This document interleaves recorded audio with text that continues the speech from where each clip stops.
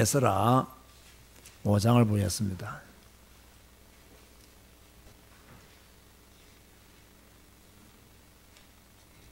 (12절에서) (13절) 말씀, 에스라 5장 12절에서 13절 말씀.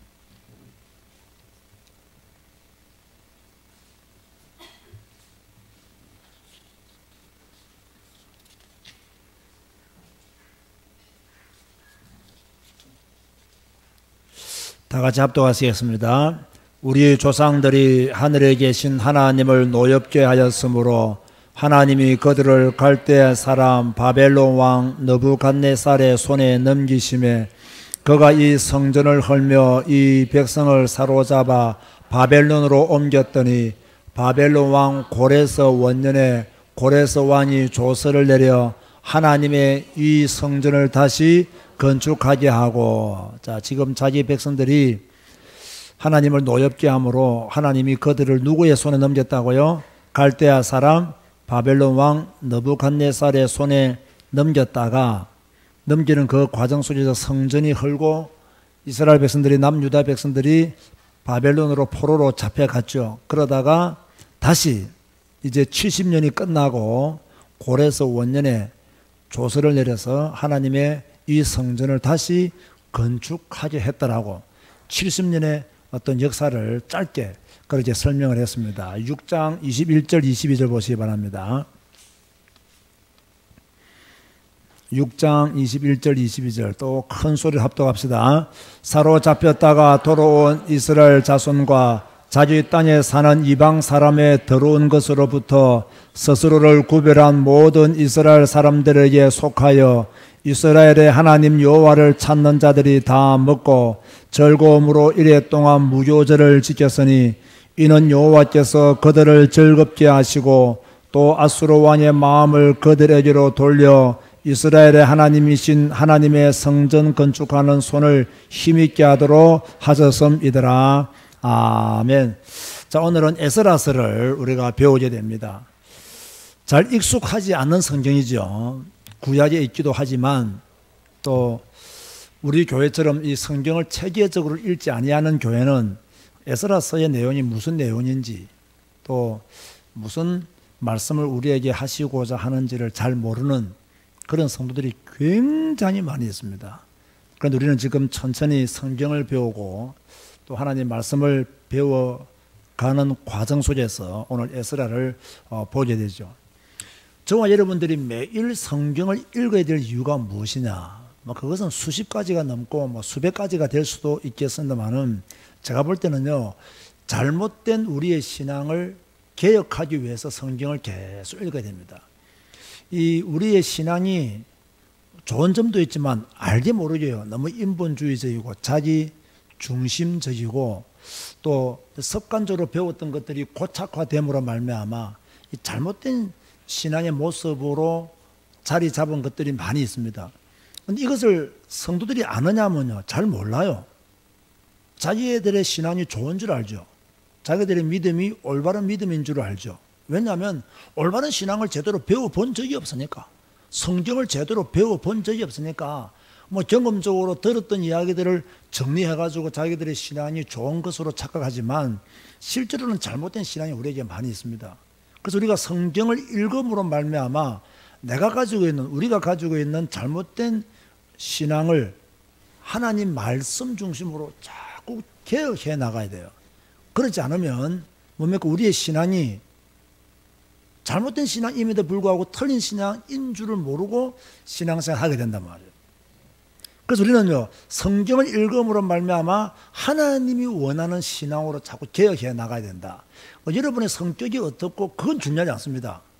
성격은 다 훌륭한 사람도 있겠고 안 좋은 사람도 있겠고 각자가 판단하시기를 바라지만 우리의 신앙만큼은 바르게 올바른 신앙으로 정립되어 있어야 되거든요.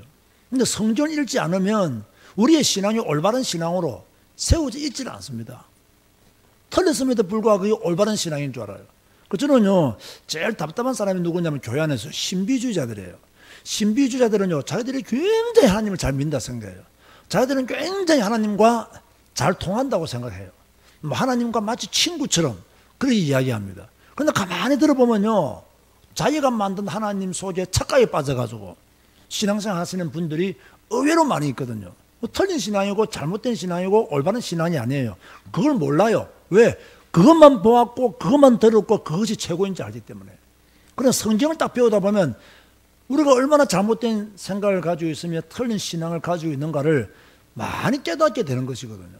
그래서 우리는 성경을 읽음으로 말미암아 또 성경을 배움으로 말미암아 우리가 가지고 있는 잘못된 신앙, 틀린 신앙, 하나님 중심적이지 않는 신앙을 하나님 중심적인 신앙으로 바꾸어 나가야 돼요. 그러니까 성경을 안 읽게 되면요, 하나님 중심적인 신앙이 아니라 사람 중심적인 신앙이 되어버려요. 이게 굉장히 위험한 것이거든요. 그러니까 목사 중심적인 신앙, 메시지 중심적인 신앙, 이게 틀렸다고 말할 수는 없지만은 조금 불안한, 잘못되었다고 확실히 말하기는 조금 근거가 부족하지만 그래도 뭔가가 부족한 이런 신앙으로 대부분의 성도들이 믿음의 생활을 하는 거죠. 그래서 우리는 사람 중심의 신앙 개혁이 아니라 하나님 중심의 신앙 개혁을 하기 위해서라도 성경은 매일매일 읽어야 되고 성경을 배워야 되고, 그럴 때 우리의 신앙이 올바른 신앙으로 자리 잡는다. 이걸 여러분이 반드시 아시고 성경 읽는 일에 더욱더 집중하셔야 되고 성경을 통해서 하나님을 만나고 하나님을 누리시기를 다시 한 번 더 주님의 이름으로 축원드립니다. 자, 오늘은 에스라를 배우면서 에스라가 우리에게 어떤 메시지를 주고 있는지를 함께 하나님의 음성을 듣고자 합니다. 에스라는 이 포로 시대와 포로 귀환 이후에 이스라엘의 역사를 다루고 있어요. 포로 시대를 어떻게 해서 포로 시대가 왔으며 이들이 다시 귀환해서 어떠한 역사들을 이루어 나갔는가를 보여주는 것이 바로 에스라다. 이 에스라서와 내용이 비슷한 게 뭐가 있을까요? 느헤미야입니다. 원래는요, 에스라와 느헤미야가 한 권으로 붙어 있었어요. 그러다가 이제 분리하면서 저자가 다르기 때문에 에스라와 느헤미야를 이렇게 빼내게 되었죠. 에스라의 저자는 당연히 에스라겠죠. 여기서 퀴즈 하나 나갑니다. 에스라가 에스라서 말고 또 지은 성전이 하나 더 있는데 이게 뭔지 아십니까? 이걸 잘 모르더라고. 잘 모르는 이유가요, 제가 이걸 가르치고 넘어와야 되는데 슬쩍 지나버렸어요. 역대기입니다. 역대기가 에스라가 지은 것으로 대부분 추정을 합니다. 그러니까 에스라는 에스라서 외에 또 무엇을 지었다고요? 역대기 상하를 지은 사람이 바로 에스라다. 그렇게 생각하시면 돼요. 자, 우리가 에스라 하면 어떤 게 생각납니까, 여러분? 에스라 하면 생각나는 거 말씀 좀 해보세요. 뭐 교재에 나와 있는지 모르겠지만 아론의 몇 대 손? 16대 손. 그리고 에스라는 직분은 뭐였죠?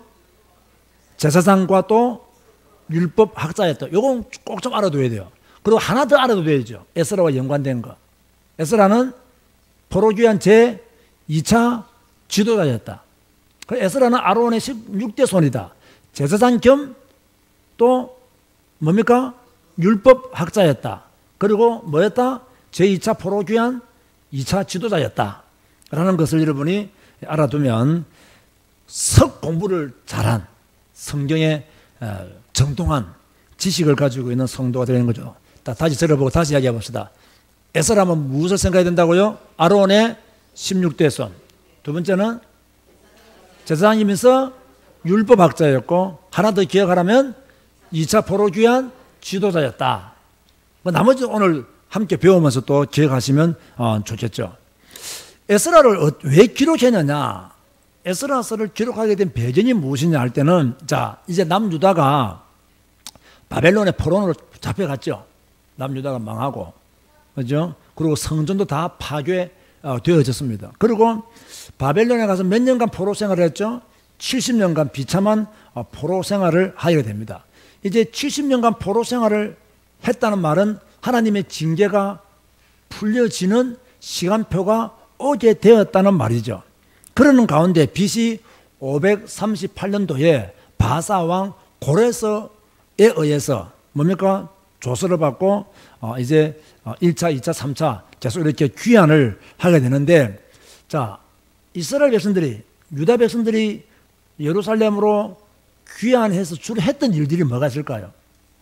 성전 재건하고 성벽도 재건하고 또 하나님 말씀을 회복하는 이런 일들을 주로 했다는 것이 에스라서에 기록되어 있는 그러한 내용들이라는 것을 여러분들이 아시면 되겠죠. 자, 다시 한 번 더 퀴즈 낼까요? 1차 포로귀환 지도자가 누구였다고요? 스룹바벨. 2차는 누구였다고요? 에스라. 3차는요? 느헤미야. 이런 것들을 여러분들이 함께 우리가 구약을 공부하면서 알아둬야 될 내용이죠. 자, 그렇다면 이 에스라는 어떻게 구성되어 있느냐? 제1부는요, 예루살렘 성전 재건이 1장에서부터 6장까지 그렇게 기록이 되어 있어요. 이미 하나님께서는요, 이스라엘 백성들이 70년이 지난 후에 돌아올 것을 예언해 두었죠. 그죠? 이건 여러분 아시죠? 그죠? 그런데요, 앞으로 이스라엘 백성들이 포로가 될 것이고 또 70년간 포로를 하고 돌아올 것이라는 이 예언이요, 몇 년 전에 예언한 것이냐면요, 약 200년 전에 예언한 거예요. 놀랍죠? 200년 전에 하나님은 예언하셨고 200년 후에 그것이 성취가 되어져요. 하나님은 뭡니까? 역사의 주인공이에요. 모든 역사를 아시는 분이에요. 그리고 이스라엘이 망하기 전에, 남유다가 망하기 전에 이미 계속 망할 것을 예언하셨고, 이미 예레미야를 통해서 예언하게 하셨고, 그 이전에도 예언하게 하셨고, 그러다가 결국 약 200년이 지난 후에 다시 돌아오게 되는 그런 축복을 이스라엘이 받게 되죠. 그래서 이 포로에서 돌아온 이스라엘이 제일 시급하게 한 것이 뭐냐면, 이제 우리는 그동안 70년간 포로 생활을 했고 하나님의 징계와 재앙 가운데 우리가 어렵게 고생했으니까 이제는 정말 하나님이 원하시는 국가를 세우자, 하나님이 원하시는 나라를 세우자, 이런 한들이 그저 그 이스라엘 지도자들 가운데 있었어요. 스룹바벨이나 에스라나 느헤미야 이들 가슴속에는 이제는 하나님이 원하시는 국가를 세워야 된다 라는 애타는 마음을 가지고 있었는데, 대부분의 백성들은요, 그 지도자들의 마음을 잘 이해를 못한 거예요. 이게 개입이 너무 심했던 거죠. 1장은 고레서 칙령이 기록되어 있고요, 2장은 돌아온 사람들의 가계 및 지역별 총수가 기록되어 있고요, 3장은 돌아와서 번제단 재건과 초막절을 지키고 성전 건축 재료를 준비하는 것에 대해서 그렇게 기록이 되어 있고요, 4장은 성전을 재건하는데 누가 반대를 했죠? 사마리아 사람들이, 그죠? 성전 건축을 반대했죠. 5장과 6장은 성전 재건 공사가 중단됩니다. 왜? 반대했기 때문에. 그죠? 중단되죠. 그래서 다시 공사를 시작해야 되는데 나머지 역사들이 기록되어 있죠. 자, 그러면 2부는 뭐냐? 이 에스라서에 기록되어 있는 내용 2부는 신앙개혁운동입니다. 신앙개혁운동. 자, 1차 포로 귀환자들이 스룹바벨 성전을 완공을 했죠. 근데 벌써 여러분 잘 들으세요. 1차 포로 귀환 이후에 2차 포로 귀환의 공백기가 몇 년이냐면 58년 됩니다. 58년. 이것도 참 아이러니한 일이에요. 이게 여기에 대한 기록이 없어요. 그런데요, 1차 포로 귀환 이후에 2차 포로 귀환 58년, 너무나 많은 오랜 시간을 걸린 거예요. 1차 이렇게 포로 귀환했으면 몇 년 후에 2차 포로 귀환이 이루어지고 또 몇 년 후에 3차 포로 귀환이 이루어져야 되는데 58년 동안 중단되었다가, 그죠? 다시 아닥사스닥 왕이 에스라를 보냄으로 해서 2차 포로 귀환이 이루어지게 되는 그런 모습들을 볼 수가 있죠. 그런 가운데 7장은 2차 귀환의 지도자인 학사 에스라에 대한 소개, 아닥사스닥 1세의 귀환 허가에 대한 내용, 8장은 제2차 귀환자들에 대한 개수와 귀환을 위한 준비 과정, 또 감사 제사에 대해서 소개하고 있고요. 9장과 10장은 에스라가 본격적으로 펼친 개혁운동, 이 에스라가 펼친 개혁운동 중에서 최고의 개혁운동은 뭐였냐면요, 이방인과 결혼하지 마라. 심지어 이방인과 결혼한 사람들은 어떻게 하랬죠?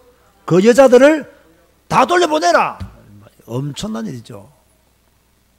제가 지금 여러분에게 불신자와 결혼한 사람들은 불신자를 다 돌려보내세요 하면 저 목사가 미쳤나 할 거예요. 저 목사가 드디어 정신이 돌았구만, 성경 좀 읽는다고 연구하더니 맛이 갔구만, 이렇게 할 거예요. 근데 에스라는요, 그 당시에 이방인과 결혼하지 마라, 이방인과 결혼한 사람들은 그들을 다 떠나보내라, 심지어요 이방인과 결혼한 남자들의 명단을 다 적어놨어요. 이렇게 창피한 명단에 올라가지 마시기 바랍니다. 그죠?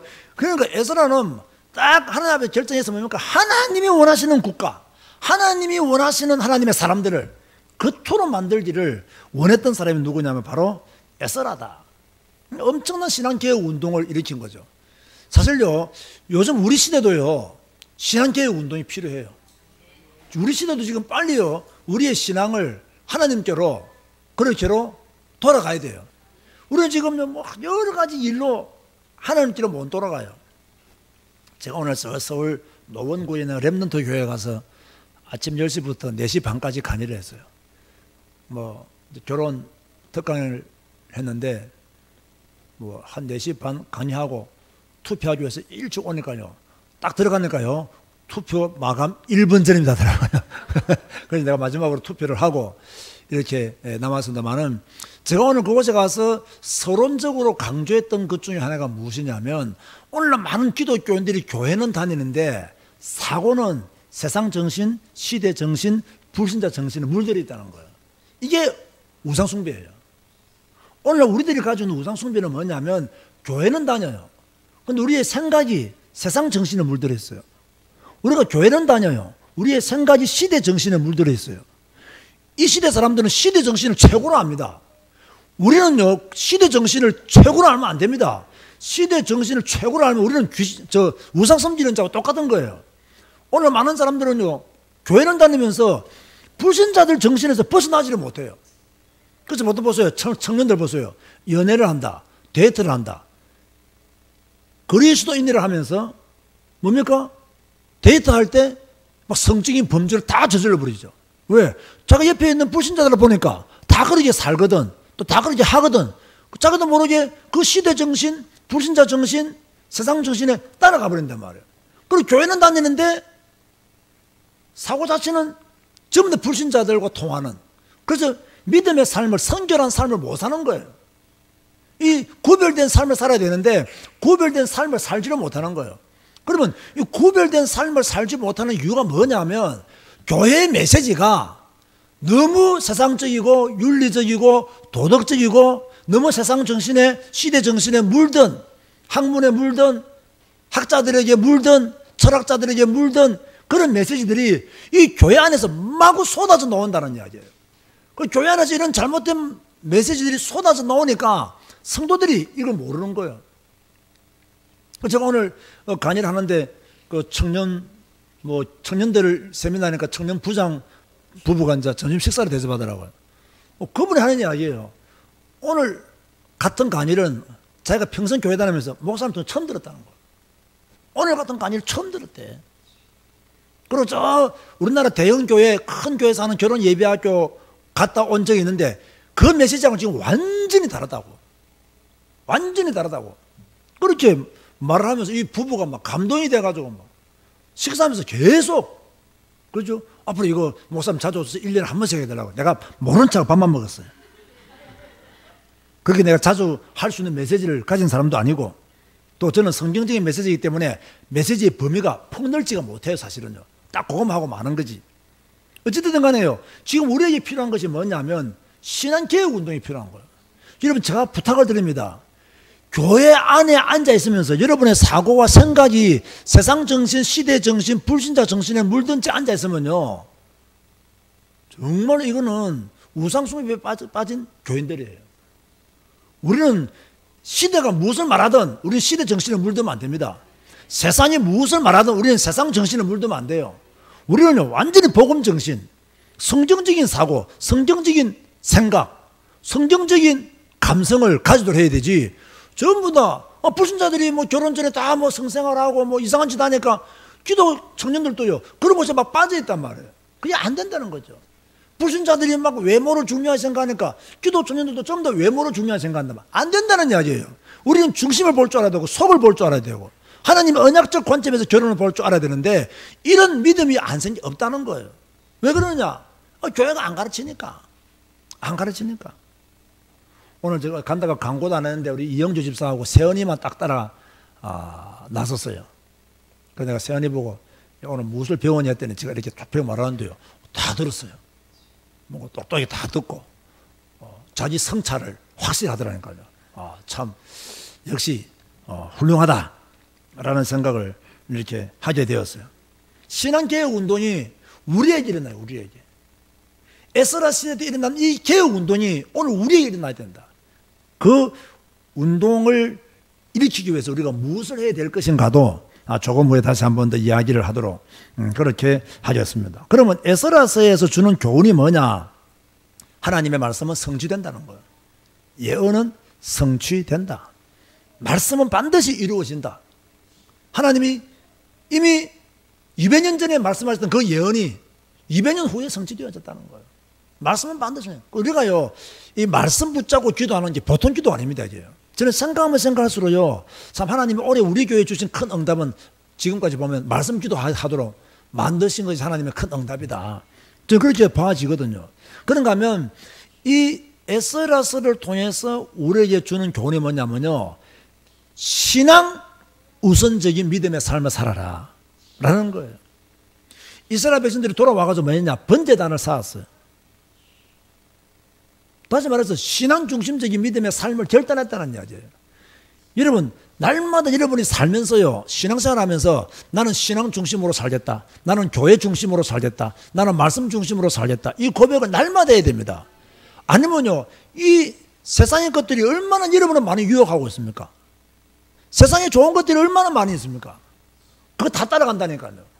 나는 신앙 우선주의로 살겠다, 믿음 중심으로 살겠다, 나의 시간을 나는 믿음을 위하여 드리겠다, 하나님의 교회를 위해서 드리겠다, 나는 성경 읽는데 내 시간을 드리겠다, 나는 예배하는데 내 시간을 드리겠다, 이런 믿음들이 여러분이 충만하지 않으면요, 다 여러분 세상 정신, 시대 정신, 불신자 정신에 물들어 버린다니까요. 그러니까 하나님은 시대를 따라 지도자를 세우신다는 거예요.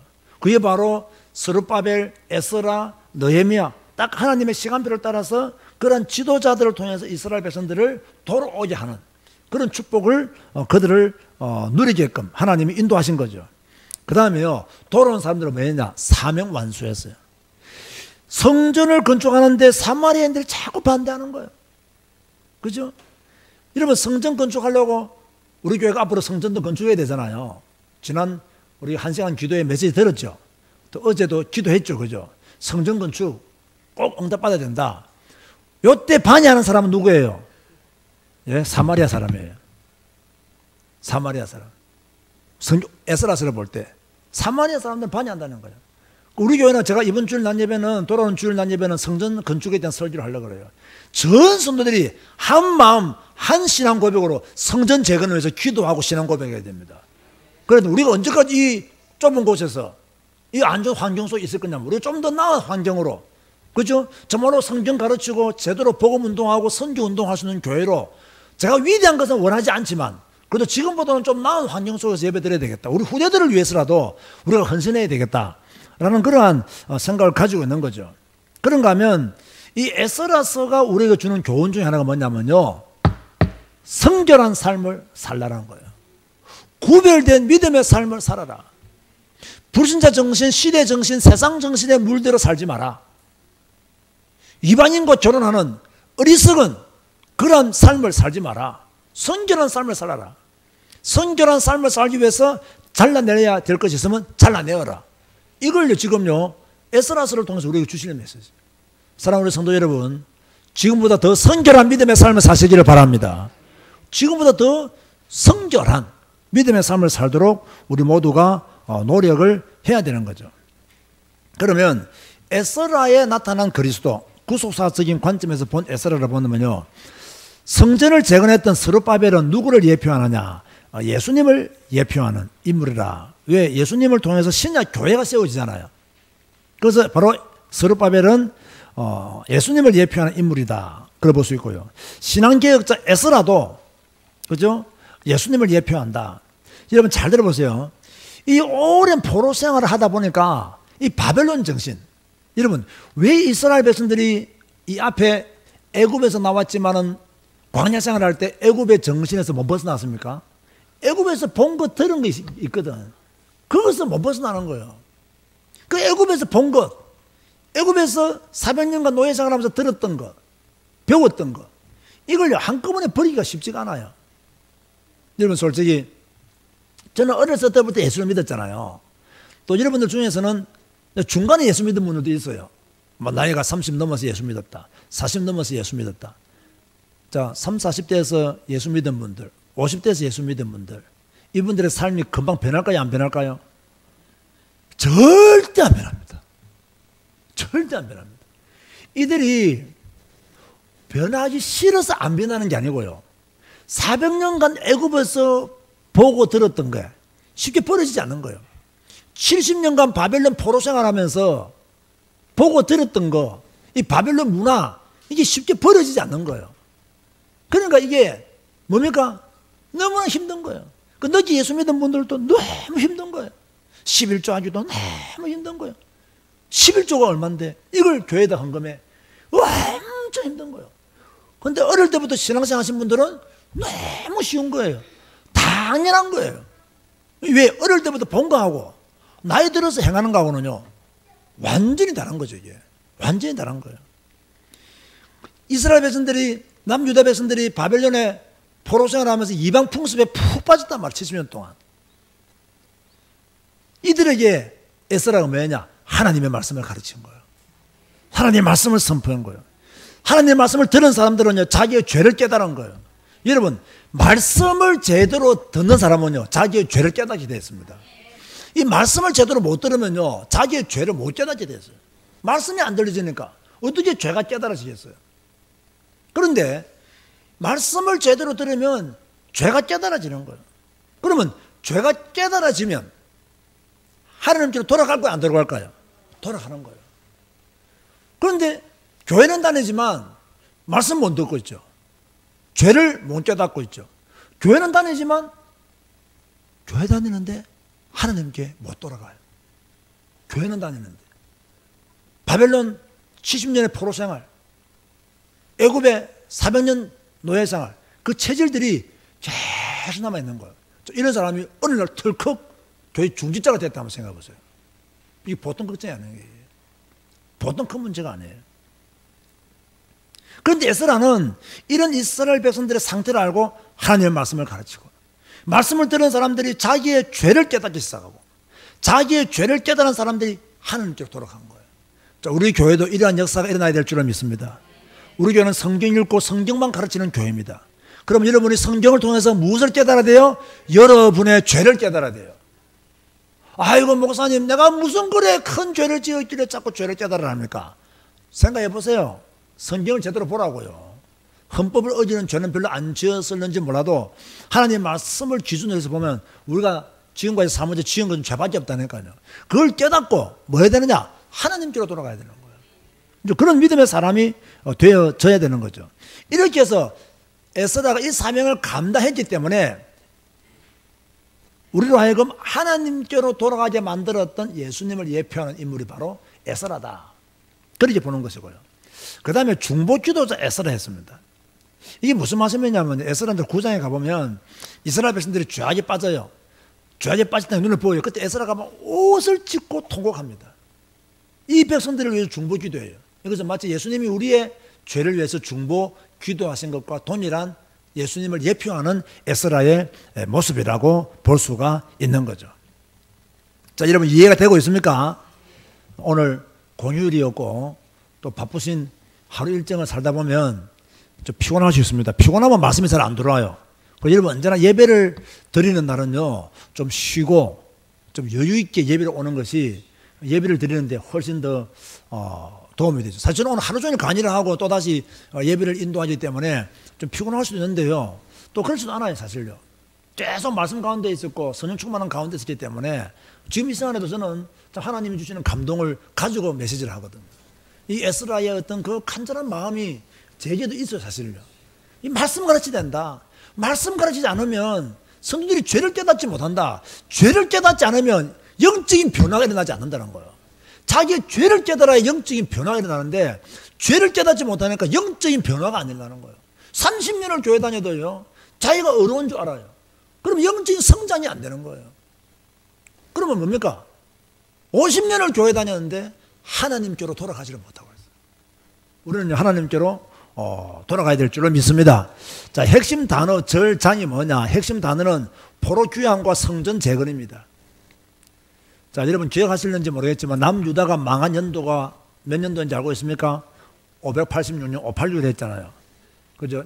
북이스라엘은요 722이라고 그죠? 그렇게 제가 말씀을 드렸죠. 그런데요 성전을 재건한 연도는요 BC 516년입니다. 정확히 계산해 보세요. 516년 딱 70년입니다. 그죠? 그러니까 포로 귀환과 성전 재건이 핵심 단어이고요. 이런 거 보면요 왜 이스라엘 백성들이 귀환 나오고 난 뒤에 성전부터 재건했느냐? 참 의미가 있어요. 성전이 없는 신앙은 지속하기 어렵다는 이야기예요. 성전이 없는 신앙은 그 신앙을 지키기가 힘든다는 거예요.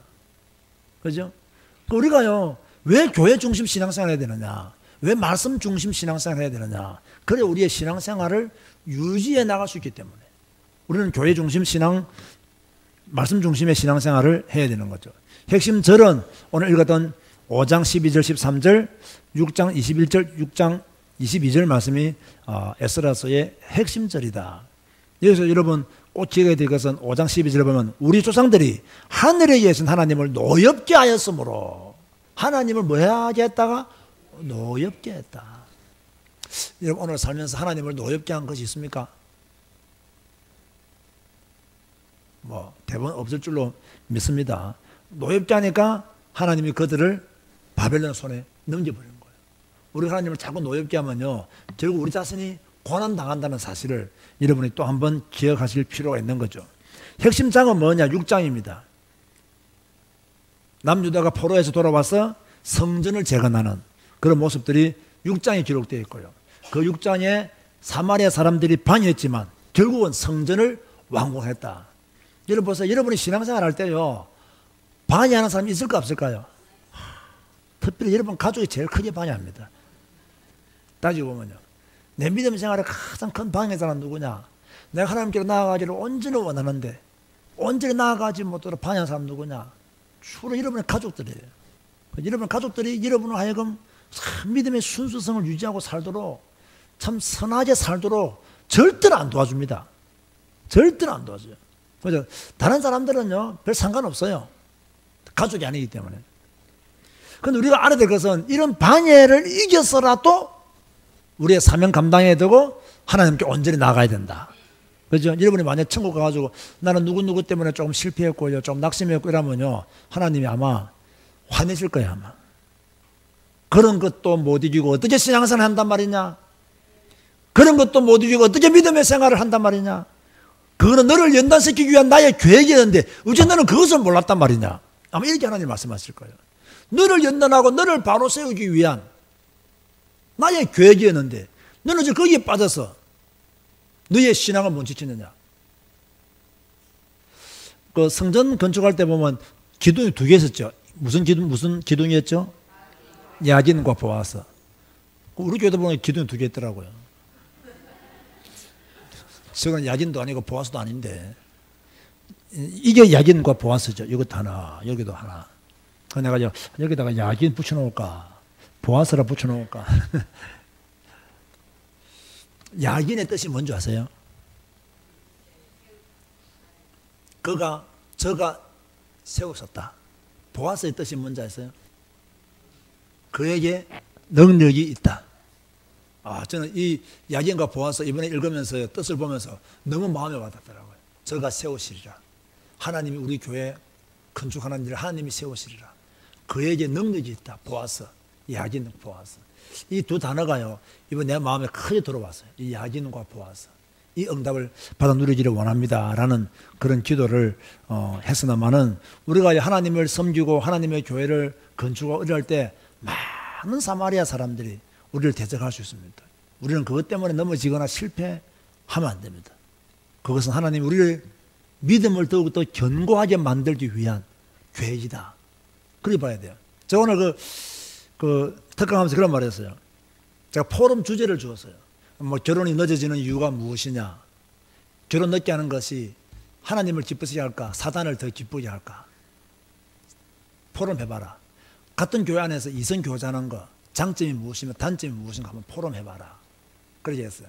그래서 결혼이 늦어지는 이유는 결혼하기 위해서 경제도 모아야 되고 자기 개발의 시간이 필요하기 때문에 결혼이 늦어진다. 이런 이야기들이 주로 많이 나왔어요. 내가 물었어요. 그래 너희들이 결혼하기 전에 돈 모으면 얼마나 모으겠냐고. 그래 너희들이 자기 개발하면 얼마나 자기 개발하겠냐고. 설득소리 하지 말고 결혼 빨리 해라. 결혼 빨리 해라. 이러면 결혼 늦게 한다고 돈 1억이나 2억이나 모아놨겠어요? 돈은 결혼해야 모아지는 거예요. 결혼 안 하면 돈 안 모아집니다. 이리 쓰고 저리 쓰고 저리 띄고 이리 띄고요. 다 떼인다니까요. 결혼해야 돈 모아져요. 여러분 결혼할 때 돈 있었습니까? 지금 돈 있잖아요. 왜? 결혼했기 때문에. 결혼 안 했으면 돈도 없어. 제가 볼 때 우습게 들리는 거예요. 빨리 결혼해라. 제가 가능하면 30세 이전에 결혼해라 그랬어요. 왜? 결혼을 하나님이 늦게 하면 하나님이 기뻐하느냐 사단이 기뻐하느냐? 사단이 더 기뻐해요. 왜? 창세기 1장 28절이 근거입니다. 생육하고 번성해야 돼요. 우리는. 결혼 늦게 하면 생육할 수도 없고 번성도 못해요. 결혼 늦게 하면 어떻게 생육하고 번성해요? 이런 40대에서 결혼해보세요. 애 하나 놓으려면요 죽다가 살아나야 됩니다. 20대 결혼해보세요. 펑펑 잘 놓습니다. 이 다르다니까요. 그래서 이 20대 결혼한 거하고 30대 결혼한 거하고 40, 다대가 결혼한 거는요, 생육과 번성이 이 창세기 1장 28절이 해결이 안 되는 거예요. 어떻게 하든지 결혼은 빨리 해야 돼요. 돈 좀 벌어놓고 안정되고, 둘이가 돈 합쳐가지고 단칸방 하나 얻을 돈 있으면 결혼해라! 자꾸 너희들이 세상 사람처럼 삐까 반짝 꾸며놓고 아파트 몇십 평, 절도 안 된다. 그리고 결혼할 때 부모 손 벌리지 마라. 단칸방에 냄비 하나에 숟가락 2개만 있으면 된다. 나도 그렇게 했다. 나도 단칸방에 살았다. 그럼 지금 좋은 집 산다. 결혼하면 이런 축복 받는다. 결혼 안 하면 그런 축복 못 받아요. 그러니까 이 결혼 늦어지는 게 좋지 못하거든요. 그리고 같은 교회 안에서 교제하는 거 너무너무 좋다.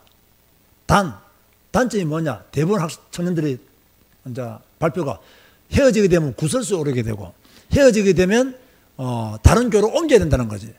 그것도요 교회 분위기의 문제예요. 난 우리 교회 청년들이 스스로 교제하고 헤어진다. 교회를 왜 떠나? 그것도 어리석은 거예요. 교회가 더 중요한데 교회 떠날 이유가 없어요. 그리고 어른들은 그것 때문에 수군거릴 필요 있어요 없어요? 없어요. 그러면 헤어지다가 안 맞으면 사이에다가 안 맞으면 헤어져야지. 그죠? 그것 때문에 교인들이 한참 헤어졌대, 갈라섰대. 뒤에서 헛소리 하면요, 내가 가서 머리카락 쭉 뽑을 거예요. 내가. 청년들은 살기다 헤어질 수 있어요. 그리고 청년들은 헤어지면 철판 깔고 교회 다녀야 된다. 그게 부끄러운 것도 아니다, 그거는. 아니, 이성교제는 헤어질 수 있는 거지. 그게 무슨 부끄러운 거예요. 그게 무슨 창피한 거예요. 그런데 같은 교회에서 이성교제 사귀면요, 좋은 점이 있어요. 많이 알잖아요. 단점이 뭐냐면 신비로움이 없다는 거지. 참, 내가 그걸 기가 찼어. 내가 그랬어요. 오늘 내가 가면서도 내가 영주하고 세연이 질문했어요. 야, 친구 같은 아내가 좋으냐, 연인 같은 아내가 좋으냐? 친구 같은 남편이 좋으냐, 연인 같은 남편이 좋으냐? 이론은 연인 같은 남편, 연인 같은 아내가 좋지. 틀린 거야. 친구 같은 남편, 친구 같은 아내가 좋은 거야. 연인은 신경 쓰일 게 많아. 골치 아파. 다툼도 많아. 친구는 다툼도 없어. 응? 제가 이 강의 때는요, 오늘 결혼하신 분들 대부분 저 강의에 공감을 했어요. 참 맞는 말씀입니다. 다 어떤 것 때문에 연인 같은 아내를 꿈꾸지만 실제로 살아보면 연인 같은 아내는 일주일이면 끝나요. 그것 때문에 친구 같은 아내가 되어야 다투지 않고 서로 잘 사는 거예요. 안 그러면 이게요, 어려워진다니까요. 어쨌든 우리가 신앙생활 할 때 많은 반전물들이 있어요. 그죠? 많은 어려움들이 있어요. 이걸 다 이겨내야 돼요. 그 청년들은 이성교제 헤어진다. 그것도 이겨내야 돼요. 그것 때문에 교회 떠나고. 제가 한번 자랑했잖아요. 제가 마산에 목회할 때 청년들이요. 자기들 조그마한 교회 청년들이 5가지, 6가지 결혼했어요. 그 조그마한 자기들끼리. 한 7가지, 8가지 될 거예요. 내 생각에는. 우리 부모가 싸게 다 합치면 10가지는 됩니다. 자기들이 다 결혼했어요. 이게 얼마나 신기하고 놀라운 일이에요. 근데 헤어지잖아요. 절대 교회 떠나지 마. 저희가 떠날 때까지 기다려. 너는 떠나지 마. 또 여야 만나면 니 절대 교회 떠나지 마. 저희가 떠날 때 기다려. 둘 다 남아요. 둘 다 남아요. 이게 우리가 신앙생활 할 때 여러분 잘 들어보세요. 여러분 진짜 교회가 얼마나 중요한가 알아야 됩니다. 교회가 얼마나 여러분 내 신앙생활에 교회가 얼마나 중요하냐. 여러분 지금요 절대로 여러분 교회 멀리 이사갈 생각하지 마세요. 교회 가까이 이사 와야 돼요. 왜? 이 교회가요 많고 많은 교회 아무 데나 가면 되지. 정신 나간 소리입니다. 그러면. 얼마나 위험한 교회가 많고 틀린 교회가 많은데요. 올바른 교회 만나기가요 하늘에 별 따기만큼 힘든 시대가 되어버렸어요. 성경 가르치는 교회가 없다니까요. 비스무리한 복음을 전하지. 가르쳐만 하지. 제대로 안 가르친다니까요. 그래서 우리는요 교회를 위해서도 우리는 내 신앙생활의 영혼의 미래를 위해서도 교회는 쉽게 그렇게 옮기고 떠나는 그런 곳이 아니다. 그런 것을 여러분들이 알아둘 필요가 있는 거죠. 오늘 이 시간 이후로 여러분의 신앙을 재건하시기를 주님의 이름으로 축원드립니다. 자, 그럼 결론입니다. 모든 것이 하나님의 은혜라는 거예요. 이게 무슨 말이냐면 이스라엘 백성들이 포로 생활을 훌륭하게 잘했기 때문에 무슨 선행이 있어서 그들을 포로에서 돌아오게 하신 것이 아니에요. 하나님이 다윗에게 준 언약을 성취하기 위하여 이스라엘 백성들을 돌아오게끔 했단 말이에요. 다윗 언약이 성취입니다. 이게 하나님의 은혜라는 거예요. 그런가 하면 포로에서 돌아온 사람들이 성전을 재건함으로써 신앙을 회복했던 것처럼 우리도요 교회와 함께 가므로 우리의 신앙을 날마다 회복해야 돼요. 우리 교회는 성경을 읽고 성경을 배우고 성경을 포럼하는 교회이기 때문에 그죠? 교회와 함께 가야 내 신앙을 지속할 수 있고 교회와 함께 가야 성결한 믿음의 삶을 살 수 있다. 그리고 포로 귀환 자들이 에스라의 메시지를 듣고 죄를 깨닫고 회개했던 것처럼 여러분들도 성경을 통해서 이 강단을 통해서 증거되어지는 말씀을 통해서요 죄를 깨닫고 누구께 돌아가야 된다? 하나님께로 돌아가야 된다. 성전을 재건한 유다 백성들을 사마리아인들이 반의하면서 괴롭혔지만 그들은 사명을 잘 감당했던 것처럼 우리도 하나님을 믿는 일에 반의되는 요소들을 잘 이기고 그것 때문에 넘어졌다, 그것 때문에 시험에 들었다, 그것 때문에 낙심했다, 절대 그 말하지 말고 다 이기고 통과하시기를 주님의 이름으로 축원드립니다. 그 통과는 믿음이 돼야 돼요. 저는 개인적으로 무슨 말씀을 에스라서에서 가장 좋아한다 그랬죠? 7장 10절 읽어볼까요? 저는 정말 이 말씀을 내 마음판에 딱 새기고 있습니다. 내가 이런 사람이 되기를 원하고 있고 기도하고 있습니다. 제가 가지고 있는 저 개인을 향한 다짐의 메시지는 에스라 7장 10절 말씀이에요. 다시 읽어볼까요? 시작. 에스라가 여호와의 율법을 연구하여 준행하며 율례와 규례를 이스라엘에게 가르치기로 결심하였다더라. 윤성주가 여호와의 율법을 연구하여 준행하며 율례와 규례를 이스라엘에게 가르치기로 결심하였었더라. 저는 이 메시지를요 내 자신에게 수십 번 외쳤어요. 하나님, 나는 에스라처럼 여호와의 율법을 연구하는 자가 되게 하시고 연구만 하는 자가 아니라 준행하는 자가 되게 하여 주옵시고 내만 준행하고 그치는 것이 아니라 이것을 우리 성도들에게 가르치는 목사가 되게 하여 주옵소서. 나는 말씀 연구하고 말씀 가르치는 것 외에 관심 가지지 않도록 하나님 은혜를 허락하여 주옵소서. 수없이 기도했던 내용이에요. 제가요 이런 말씀을 붙잡고 더 성경 읽기를 더 간절히 하고 또 성경을 더 가르치기를, 이 성경 말씀 한 구절이 내 인생을 바꾸는 거예요. 여러분이 성경을 읽다 보면요 진짜 저처럼 성경 한 구절이 내 인생을 바꾸는 경험을 하게 됩니다. 성경 구절 한 구절이 내 인생을 바꾸는 거예요. 내 모든 문제를 해결해야 되는 거예요. 저는 에스라 7장 10절을 통해서 나는 정말로 성경만 연구하고 성경만 준행하고 성경만 가르쳐야 되겠다. 내가 이 시대에 에스라가 되어야 되겠다. 내가 에스라로 살아가야 되겠다. 그런 마음을 가지고 저는 연구하기를 원하고 또 가르치기를 원하는 가운데 지금까지 오고 있는 거. 앞으로도 나는 에스라처럼 여호와의 율법을 연구하고 준행하며 이것을 우리 성도들에게, 많은 주의 백성들에게 가르쳐야 되겠다. 나는 이것을 캄보디아에 있는 목사들에게도 나는 가르쳐야 되겠다. 그런 각오에서 저는 지금 흔들림 없이 이 길을 가려고 하는 겁니다. 누가 나를 흔들겠죠? 사마리아 사람들 내 주위에 있겠죠? 그죠? 신경 안 써요. 내 길을 가야 되니까. 하나님과 이면 계약을 나는 성실하게 지키며 가야 되니까. 여러분도 마찬가지예요. 딱 말씀 붙잡고 흔들림 없이 가시기 바랍니다. 다시 말합니다. 성경 구절 한 구절이 여러분의 인생을 변화시킵니다. 그래서 더욱더 성경에 집중하고 성경으로 충만한 여러분 되시기를 주님의 이름으로 축원드립니다. 기도하시겠습니다. 주님 감사합니다. 오늘 에스라서를 통해서 다시 한 번 더 주의 음성을 듣게 해주시니 진실로 감사를 드립니다. 하나님, 에스라서를 통해서 주시는 말씀이 있습니다. 모든 것이 하나님의 은혜인 줄로 믿습니다. 하나님은 우리가 잘난 것이 있어서 우리를 구원하신 것이 아니라 하나님의 시간표 속에서, 예정 속에서 우리를 구원하신 것을 믿습니다. 주여, 하나님의 은혜에 깊은 감사를 드립니다. 우리가 다른 사람의 죄를 정죄하지 않도록 주여 함께하여 주옵소서. 포로에서 귀환한 자들이 성전을 재건함으로 신앙을 회복했던 것처럼 우리도 이 땅에 살면서 성경 한 권을 통해서 우리의 신앙을 재건하고 회복하기를 원합니다. 하나님이 원하시는 믿음의 사람으로 성장하기를 원하오니 성경 읽는 성도들이 되어지게 하여 주옵소서. 에스라의 메시지를 듣고 이스라엘 백성들이 죄를 깨닫고 하나님께로 돌아갔던 것처럼 우리는 성경을 읽고 우리의 죄를 깨달아 알게 하여 주옵시며 강단 메시지를 통하여 하나님의 음성을 듣게 하여 주옵시고 그래서 우리 모두가 하나님께로 돌아갈 수 있도록 축복하여 주옵소서. 성전을 재건할 때에 사마리아 사람들이 반대를 하고 반의했습니다. 우리가 믿음 생활할 때 우리를 반의하고 주여 우리를 혼란에 빠뜨리는 사람들이 많습니다. 그 문제 때문에 속지 않도록 하시고 오직 주님, 오직 그리스도만 바라보고 우리의 사명을 감당할 수 있도록 역사하여 주옵소서. 주여, 종이 에스라처럼 여호와의 율법을 연구하여 준행하며 율례와 규례를 이스라엘 백성들에게 가르치려 결심했던 에스라처럼 종도 여호와의 말씀을, 성경을 연구하고 준행하며 이 성경 말씀을 우리 온 성도들에게, 주의 백성들에게 전할 수 있도록 축복하여 주옵소서. 예수님의 이름으로 기도드리옵나이다. 아멘.